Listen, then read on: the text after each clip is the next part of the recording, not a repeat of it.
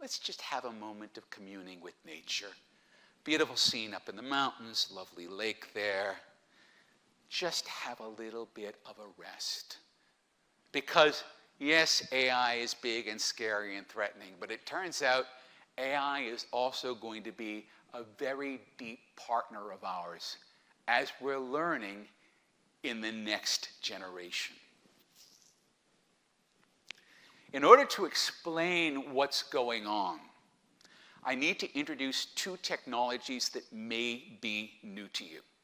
The first of those technologies is known as generative agents. So pretty much as soon as ChatGPT was released, which remember is still less than 3 years ago, a group of researchers at Stanford University tried an experiment. I should get some thunder after I say that, because this is kind of what happens. What they did was they wrote scripts for ChatGPT which would create unique personalities, personas.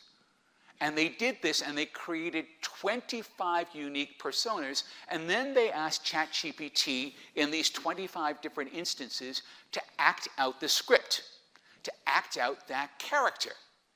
And then they connected these 25 scripts together in a synthetic village that they called Smallville. And what happened was that these synthetic characters, these generative agents, started to interact as naturally as people would in a real village.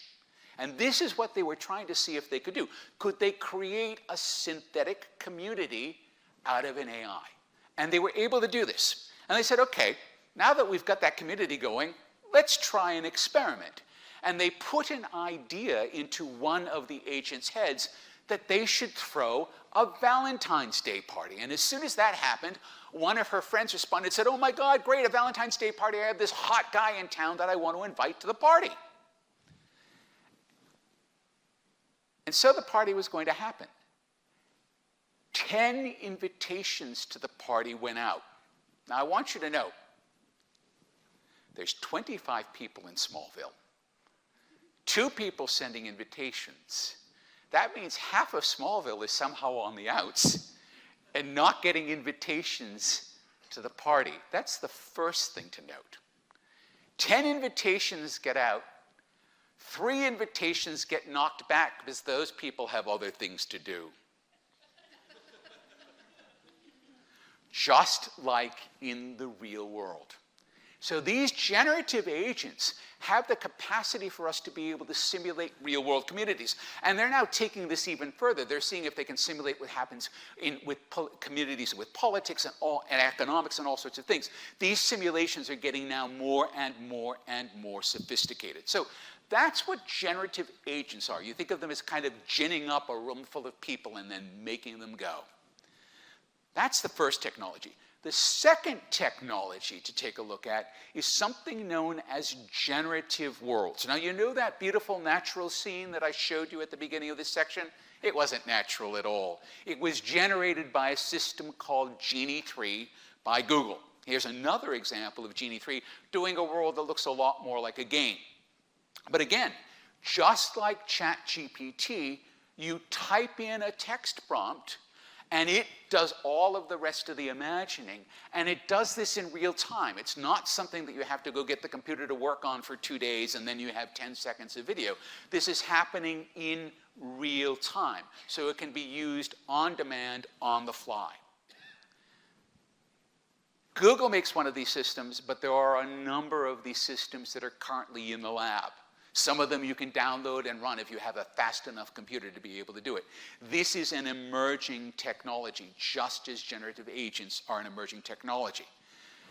These two technologies are on a collision course, because what it means is that you can gin up a whole set of people and put them into an environment that's physically based, as far as they're concerned, where they can freely interact. To give you an idea, here's another example from Genie 3 of an agent painting a room and looking around this room while they're painting it to understand how much more they need to paint.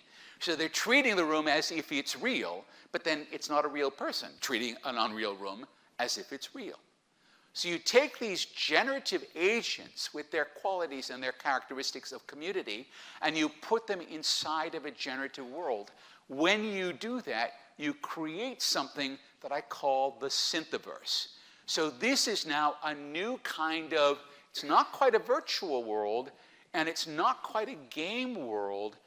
It's something that sits in between, and it's also probably not something that we're going to be using for gaming. When I say that, what I want to do is I want to give you 3 examples of what I mean by how we will be using this Syntheverse day to day in the next few years. First example, I'm going to give a little prompt and then ask the Syntheverse to do all of the work.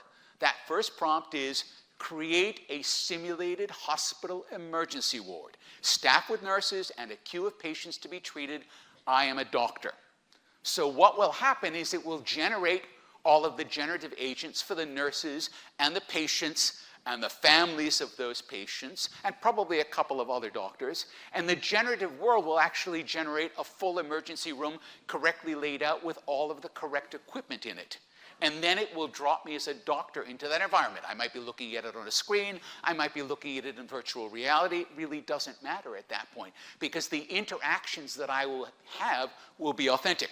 Now, if that sounds kind of theoretical, I have to tell you the state of Queensland spent $500,000 back in 2022 to create just one of these simulations to help nurses and doctors train for emergency room environments where they had feral patients and very feral family members, because it is a high-stress environment, because people are unwell, people are worried.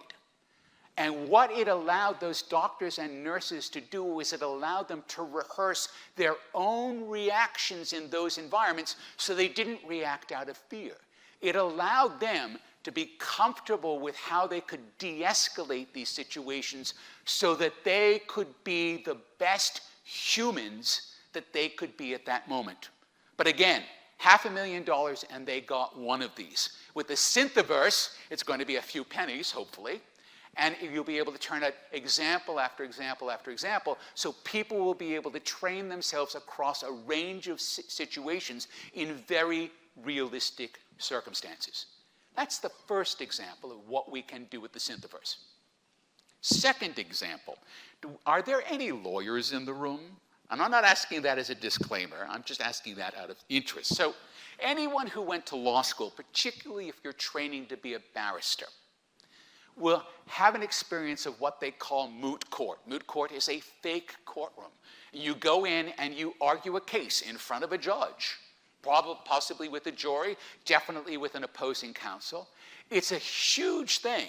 It takes enormous resources to be able to do that, but it's considered so important to the education of a barrister that that's always part of their education. But they get one bite at the apple. Absolutely one bite. And I remember when one of my best friends was going to law school, I came to sit in the audience at her moot court, and it was like opening night. She was completely scared. She did all right, but it was a very high-tension situation because so many resources are focused on this one moment.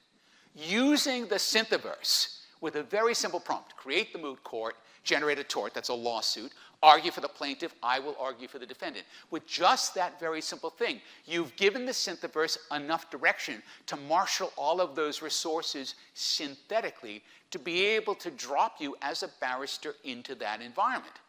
This means that an attorney, while they're in law school, can come home from the classroom and argue the case law that they learned in class that day inside of a synthetic environment. It's a completely different spin. It's a very old spin, because if you think about how we taught rhetoric 2,000 years ago, even up to 500 years ago, it was taught using the oral mechanism. And we need to be able to do that, and the Syntheverse allows us to unlock that. But of course, rhetoric is more than just arguing in courts. Sometimes rhetoric is presenting to crowds of people. And so, to bring it all home, I should be able to go in and say, here are my notes for the Canterbury Tech Summit, turn the notes into a full talk, create the slides for me, and let me go. Now, I don't actually want AI writing the talk for me. but it's going to do an all right pass. It's going to do an all right pass at the slides. What I want is I want the venue so that I can actually have time to work through how I'm going to present. I want that stage time because then I can start to embody how I can present, how I can be the best human that I can be for you because I've had a chance to be able to do that. And you can see how many other areas we can do this in. This is a generic technology which will transform how we're learning by making that focus as human as possible.